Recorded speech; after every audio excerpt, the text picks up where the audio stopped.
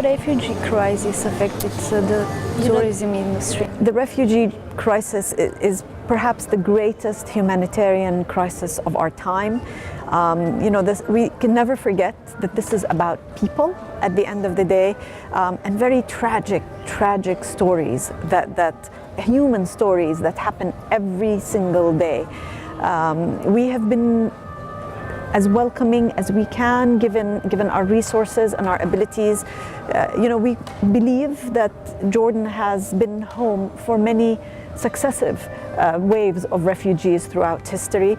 We believe that these refugees have enriched our own society. They have brought with them culture, they have brought with them heritage, they have brought with them music, they have brought with them business, and we have benefited as a country from this diversity of people and cultures and talents that we have had over the years.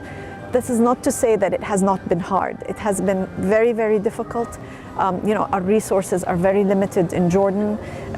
They have been stretched. The people have been really going above and beyond their abilities to be welcoming and to be hospitable to the refugees that have come to Jordan. The presence of the refugees has not had an impact. What has affected us is the conflict in the region, the conflict in Syria and Iraq, the presence of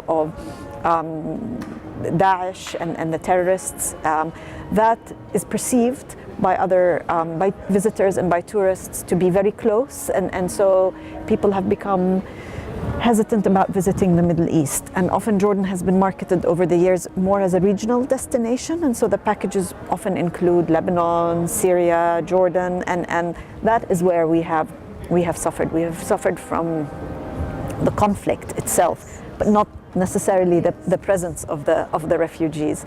But we have been safe. We have been stable. Security and safety is a priority for His Majesty the King and for the Jordanian government, and that's something that, with the belief of the people themselves in the importance of maintaining the stability and security of Jordan, that we have been very lucky to have survived and thrived despite the instabilities that we see around us. Why Jordan opens its borders in comparison to other countries in the Middle East?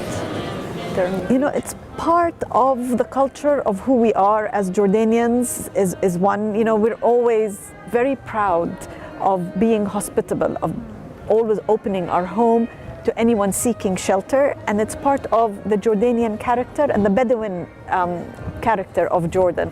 And that's something that is really part of the national identity and a sense of national pride. But I think the leadership in Jordan, His Majesty the King and the government, have set a very important example.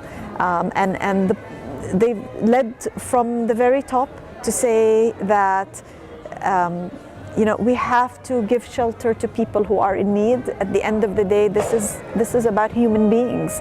And Jordan has a lot of connections with other countries in the region. We have shared history, we have shared families, there are intermarriages with other countries around. So we feel very strongly a very personal connection to the countries around us and to the people around us. And that's something that has existed for many years and throughout history. Do you see a potential solution for this refugee crisis?